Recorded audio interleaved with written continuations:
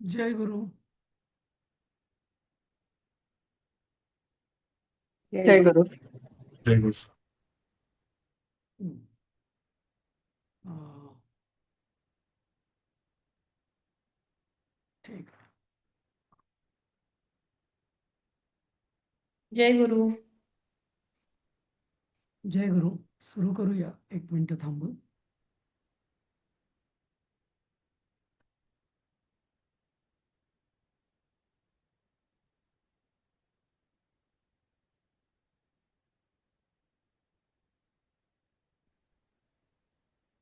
हम्म. अं, तर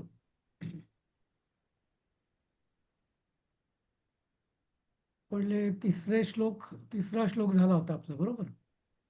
हम्म. हो सर. वगैरे आपण बोललो होतो.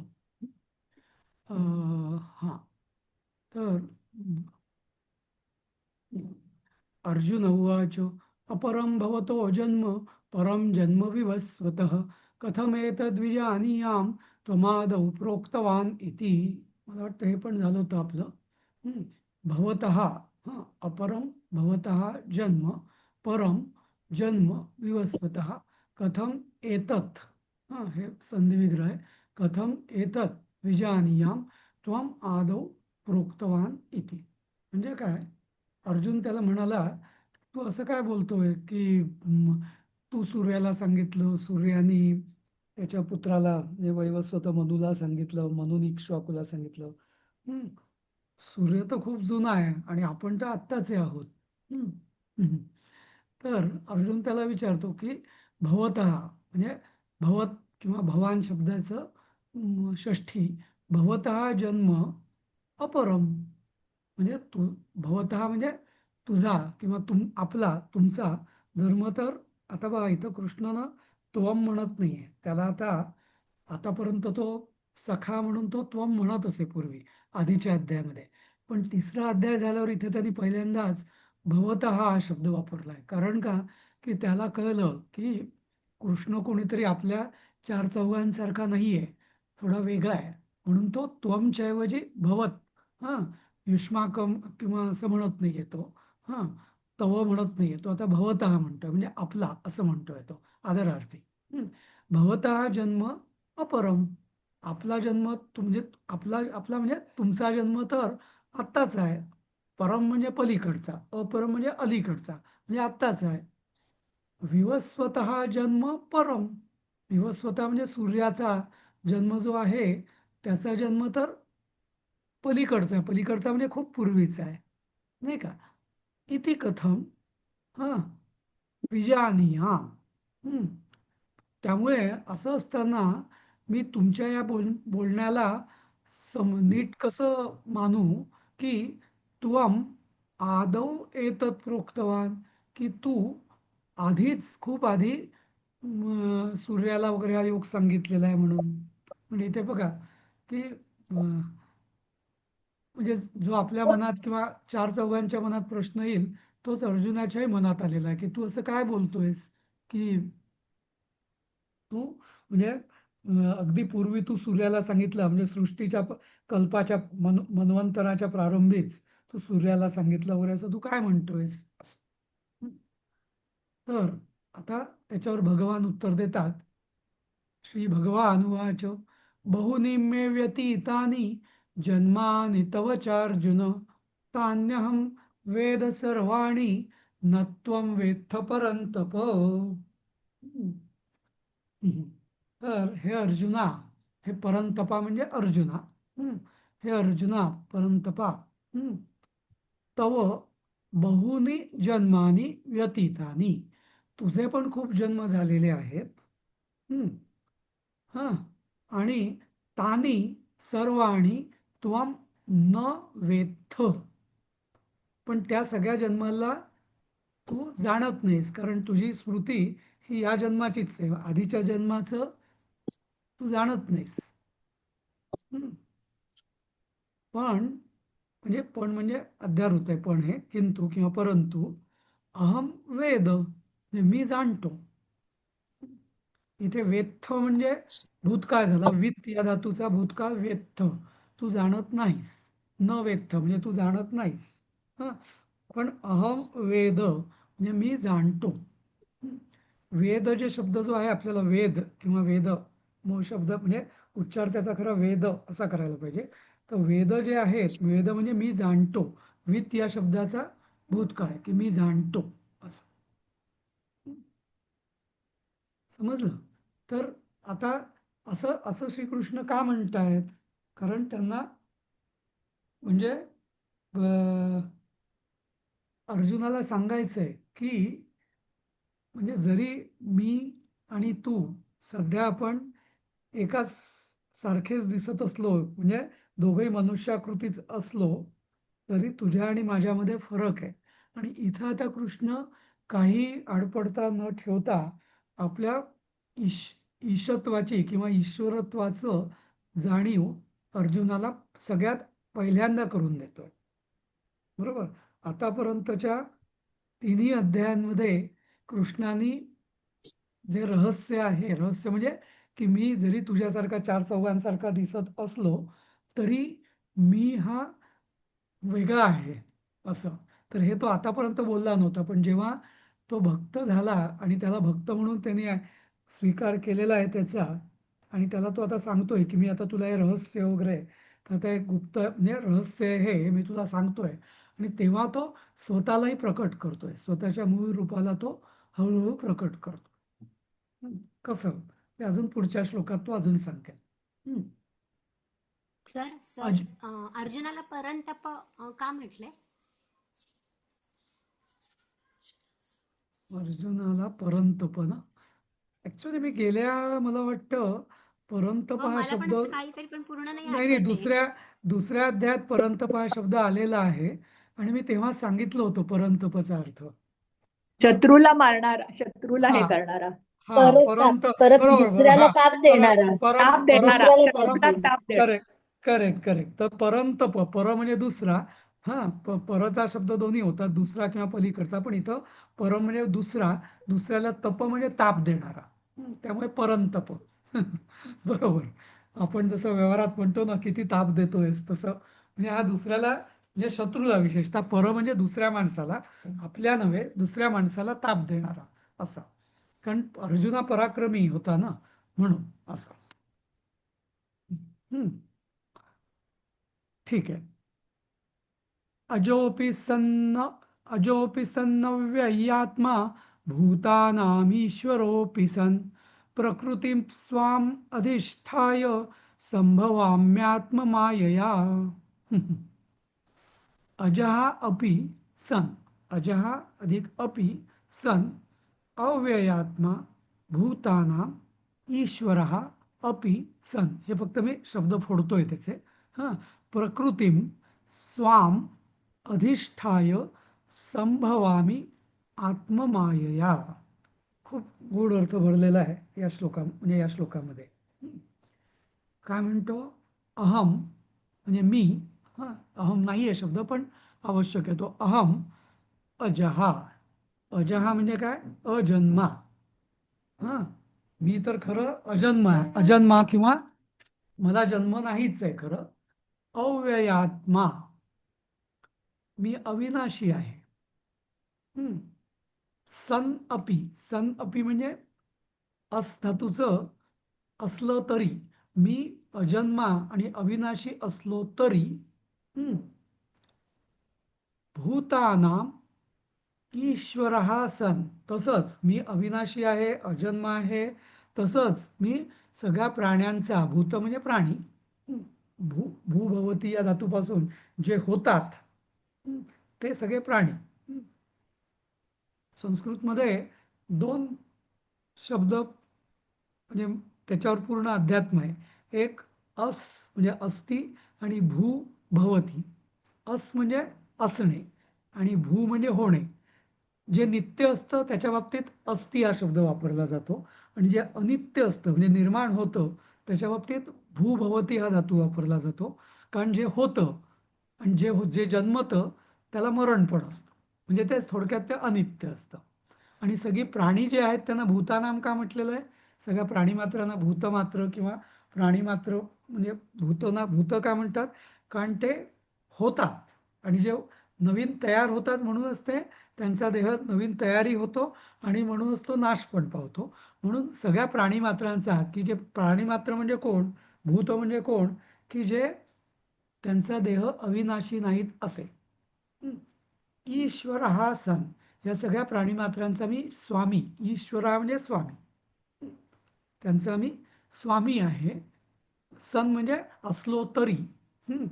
अपि स्वाम स्वाम म्हणजे स्वतःच्या आपल्या प्रकृतीम अधिष्ठाय. हे आवाज बंद होते. हा, प्रकृतीम अधिष्ठाय म्हणजे आपल्याच म्हणजे मीच निर्माण केलेल्या प्रकृतीला हा तिच्या मी स्वाधीन होतो.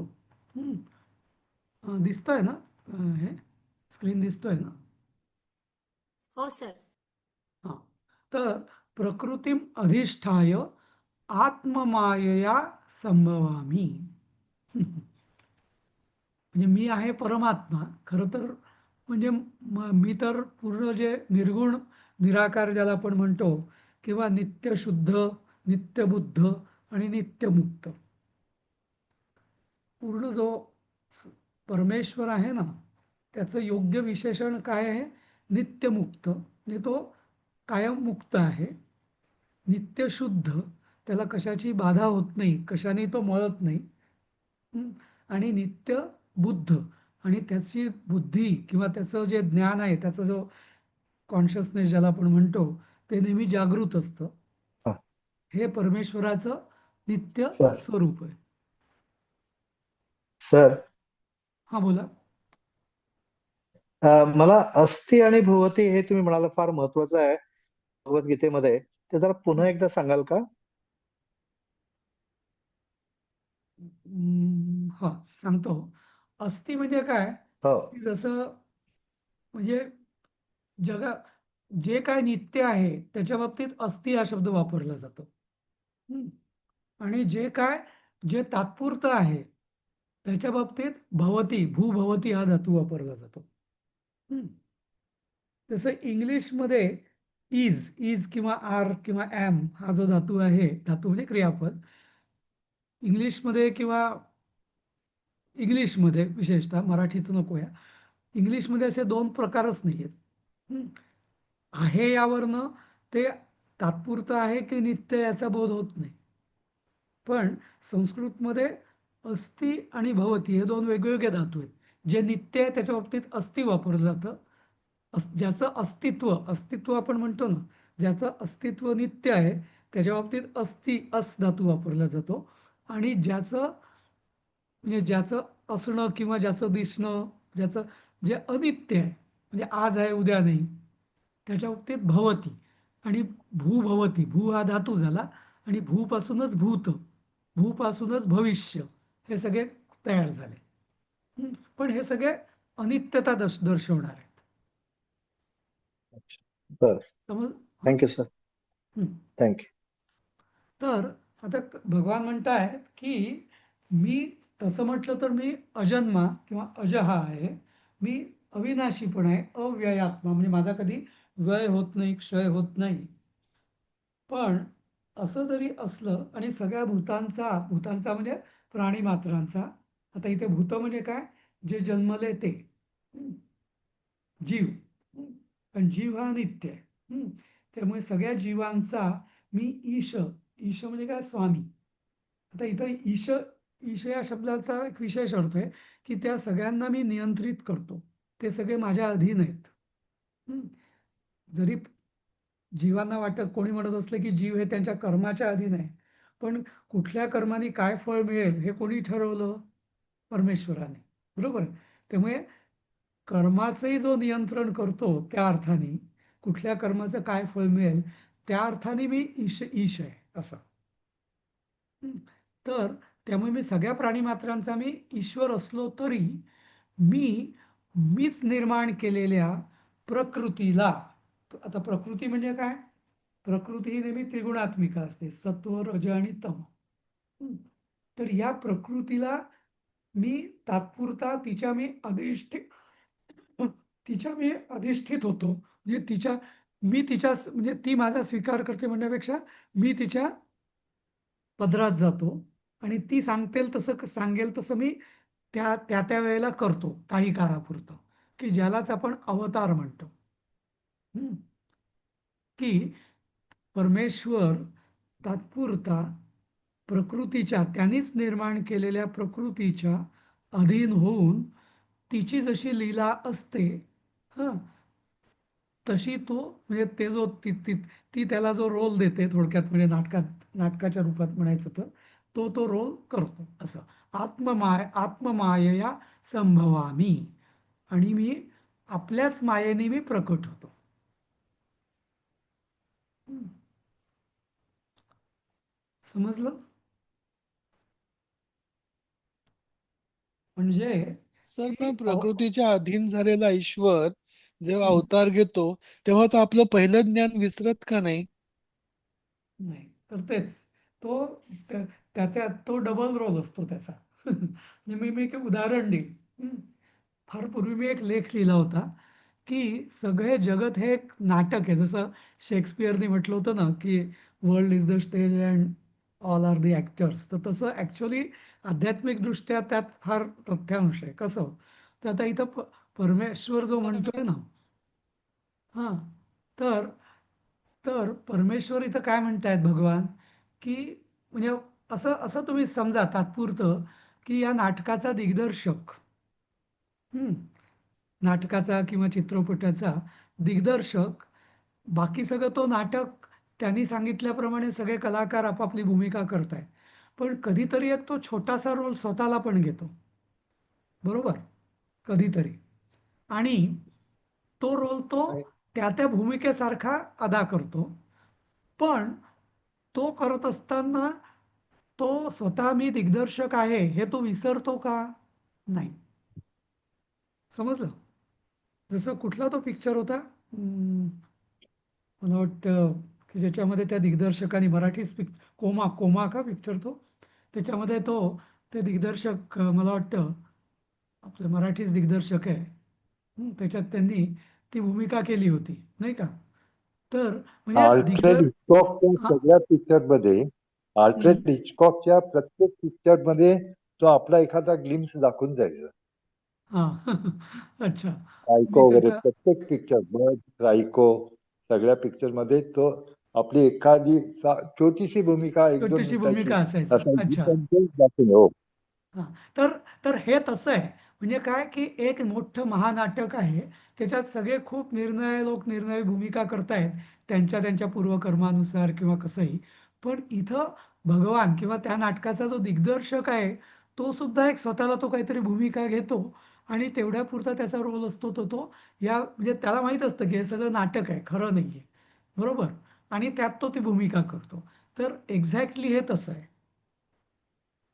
समजलं आता, की परमेश्वर अवतार घेतो म्हणजे काय करतो? स्वतःच लिहिलेल्या स्क्रिप्टमध्ये तो स्वतःला एक भूमिका देतो आणि ती तो अदा करतो.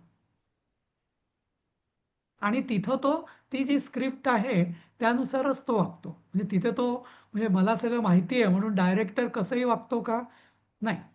त्या आणि इथंच म्हणूनच म्हणजे कृष्णाने आधीच्या अध्यायात म्हटलेलं आहे ना, की जरी मला सगळं काही माहिती असलं, मला काही कशाची गरज नसली, तरी मी सगळं कर्म करतच असतो ग्रे. कारण त्याचा तो रोल आहे. त्याची ती भूमिका आहे.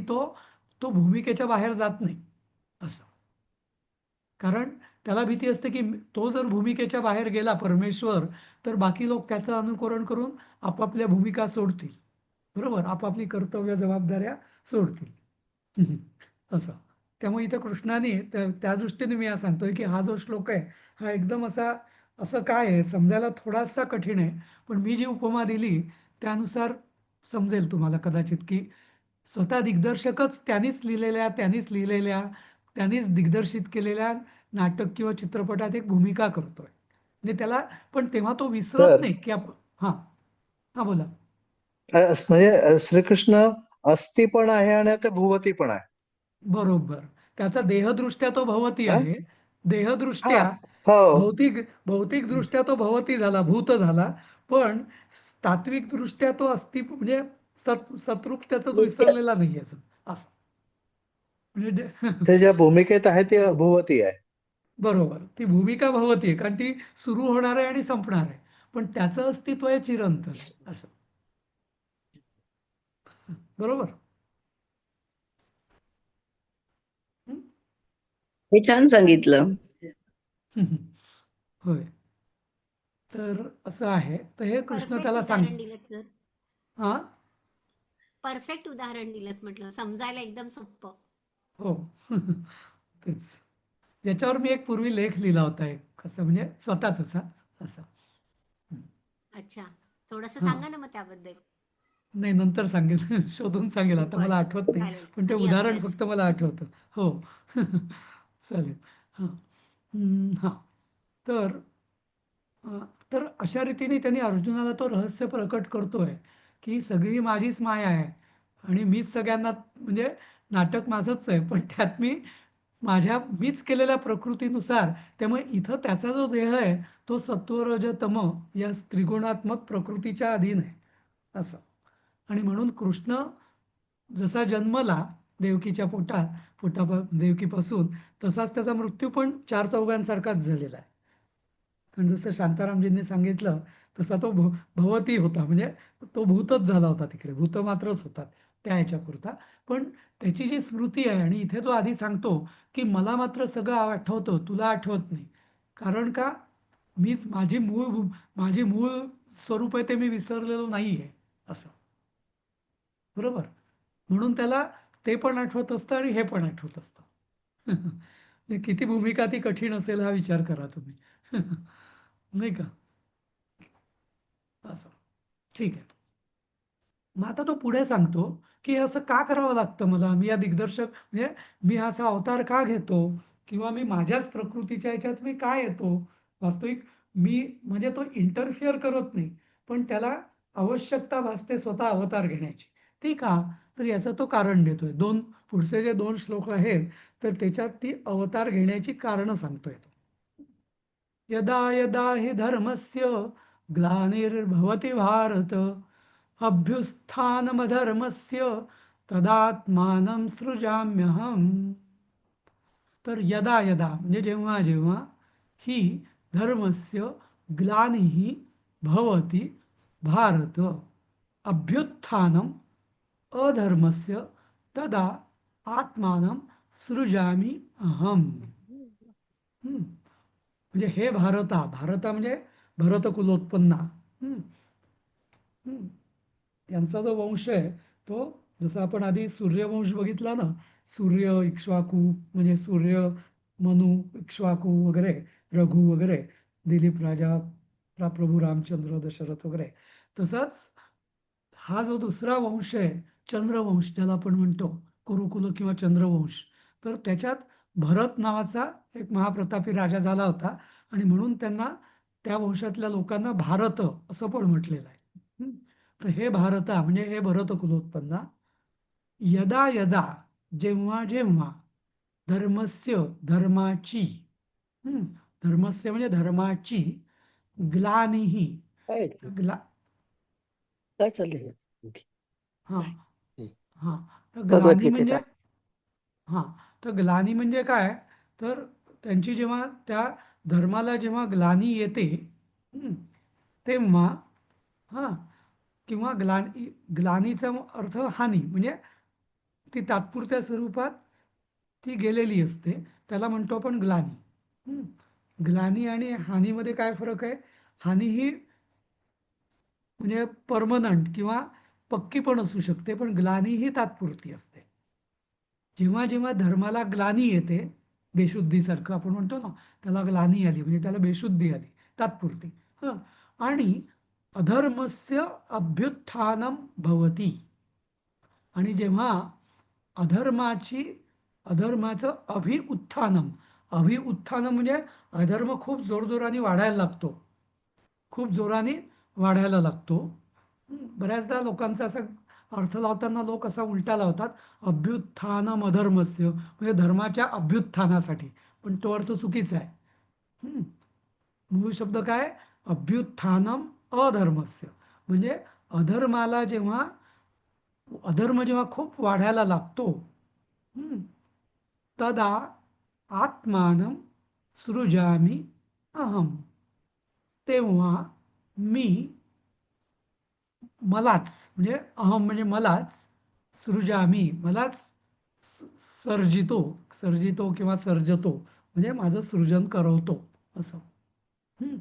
पण इथे सृजन हा जो शब्द आहे ना परत सृजन म्हटलं की नेहमी प्रकट असतं समजलं का सृष्टी सृजन हा जो शब्द आहे ना नुसतं मानसिक नसतं सृजन कधी सृजन हे नेहमी प्रकट व्हावं लागतं नुसती माझ्या डोक्यात एखादी कल्पना आहे हां किंवा मी स्वप्न बघतोय त्याला सृजन म्हणत नाही जेव्हा ती कल्पना मी एकतर कागदावरची चित्र काढेल त्या कल्पनेनुसार किंवा त्याचं मी काहीतरी वाक्य किंवा रचना करेल कविता बनवेल स्तोत्र बनवेल श्लोक बनवेल तेव्हा त्याला सृजन म्हणतात तेव्हा इथे या शब्दाला अर्थ आहे नुसतं मी अहम सृजामी म्हणजे मी आता व्यक्त रूपात प्रकट होतो मी स्वतःला व्यक्त करतो मी स्वतःला प्रकट करतो त्यामुळे सृज सृजती तर सर्जन सृष्टी हे सगळे प्रकटत्वाचे किंवा व्यक्त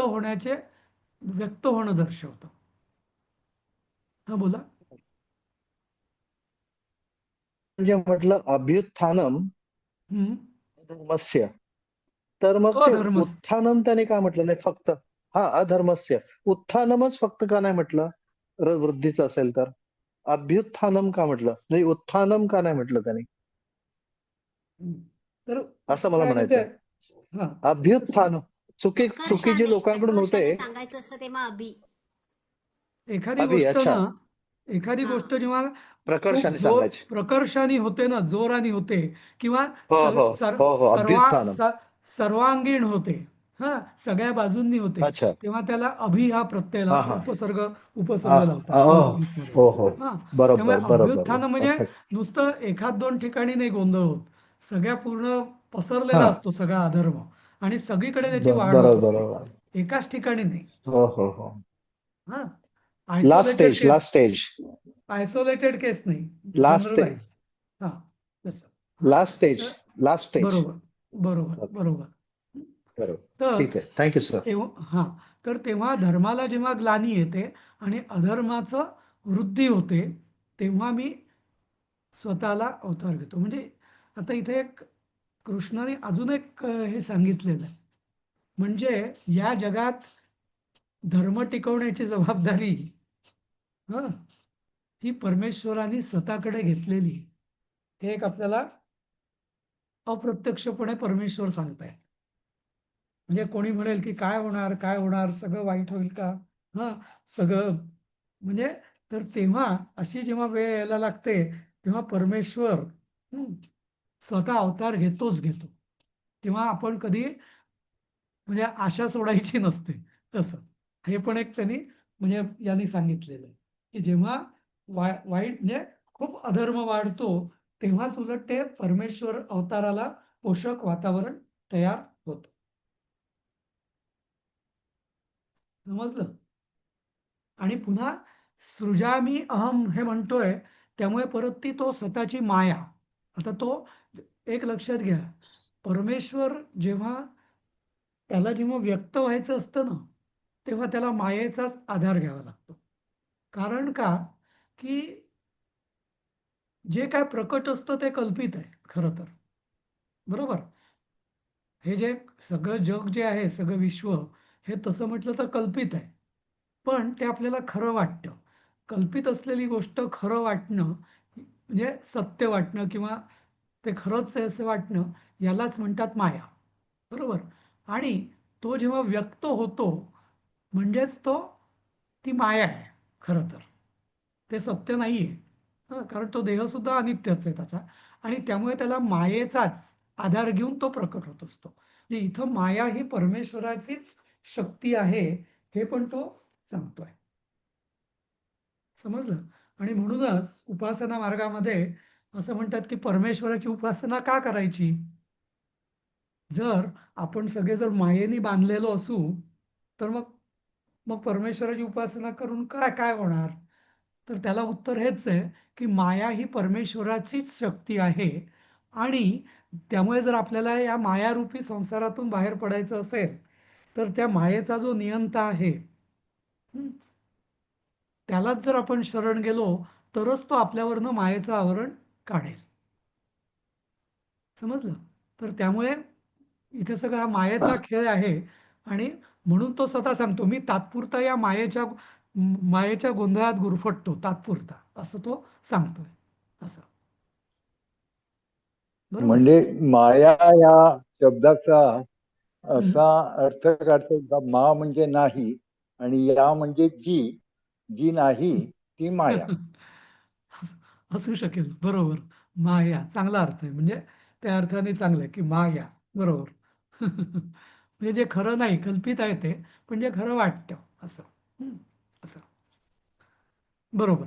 आता पुढच्या श्लोकात पण परत तो सांगतोय. पहिले 2 कारणं त्यांनी सांगितली. एक म्हणजे धर्माचा जेव्हा ऱ्हास होतो किंवा ग्लानी येते धर्माला आणि अधर्माची भरभराट होते, खूप अफाट वाढ होते बेसुमार, तेव्हा मी सृजन करतो, स्वतःचा सृजन करतो, स्वतःला सर्जवतो आणि शिवाय परित्राणाय साधूनां विनाशाय च दुष्कृतां धर्मसंस्थापनार्थाय संभवामी युगे युगे.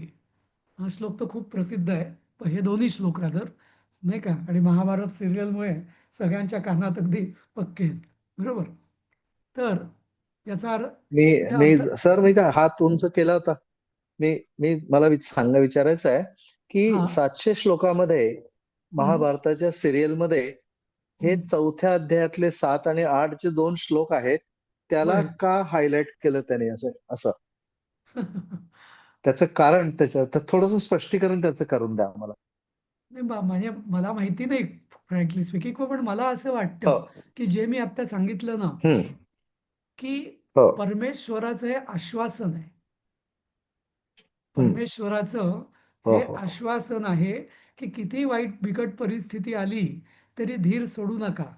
हां, धर्मसंस्थापन हे माझं जबाबदारी आहे.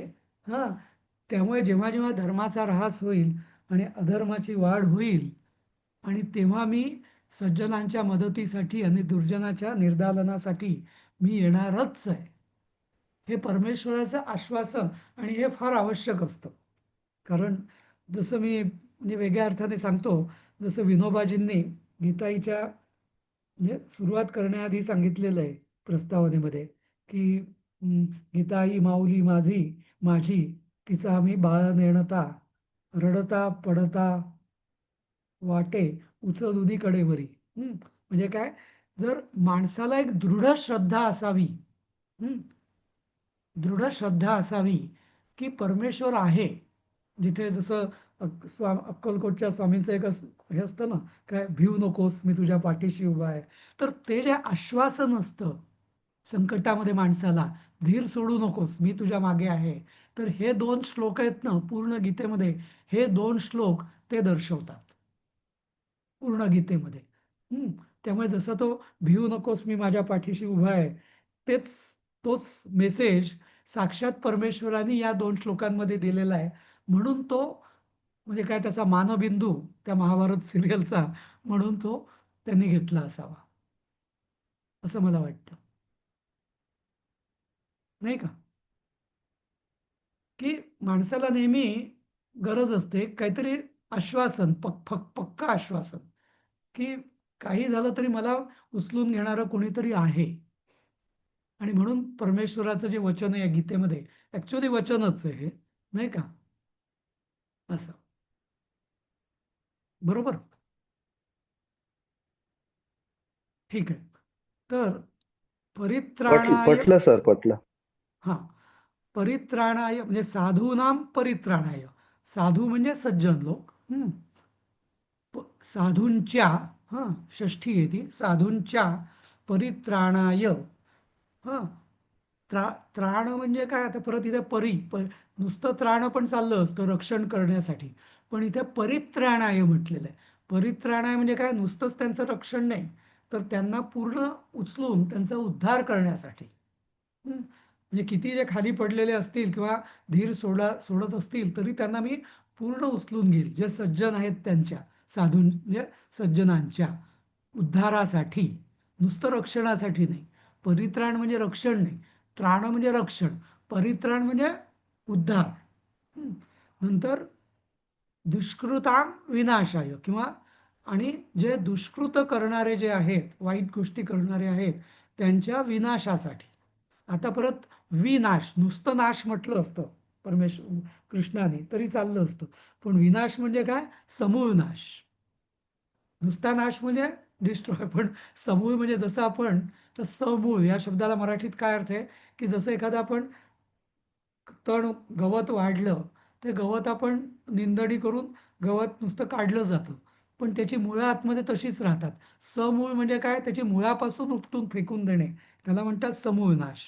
आणि तेच म्हणजे विनाश. तर दुष्कृतांचा पूर्ण विनाश हे बघा बघ. आणि म्हणूनच बघा की म्हणजे कौरवांचा संपूर्ण विनाश झालाय.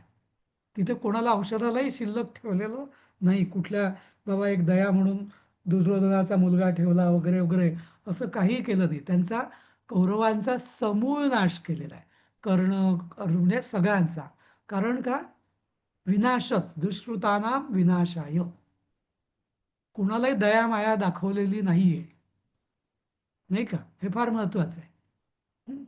सज्जनांचा पूर्ण उद्धार आणि दुर्जनांचा संपूर्ण मुळापासून विनाश. हं. आणि मग हे करून काय पुढे?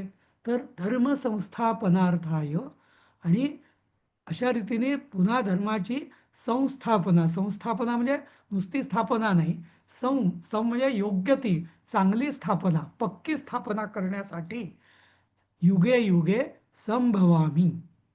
हं. प्रत्येक युगात प्रत्येक काळामध्ये मी नुसतं भवामी नाही म्हटलेलं, परत संभवामी म्हटलेलं, म्हणजे पुन्हा मी चांगल्या पद्धतीने मी प्रकट होणार आहे. जसं तुम्ही म्हटलं होतं भवती म्हणजे तात्पुरता, हो तात्पुरताच, पण नुसतं भवामी नाही तर संभवामी. इथे 4 म्हणजे किती? परी, दुष, वी, सम आणि सम अशी 5 उपसर्ग वापरलेले आहेत आणि त्याला फार मोठा अर्थ आहे.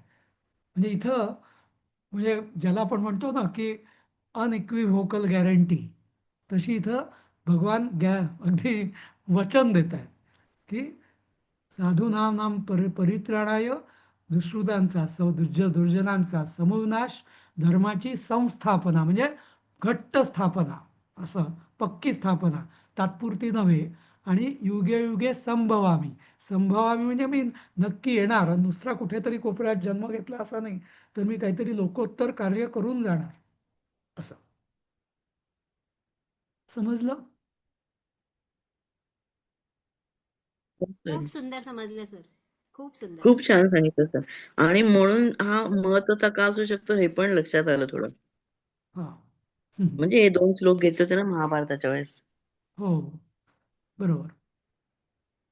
तुम्हाला माहिती आहे की नाही माहिती नाही, पण जे राही रसूम काय राही वसूम रजा मला वाटतं ना, दिग्दर्शक.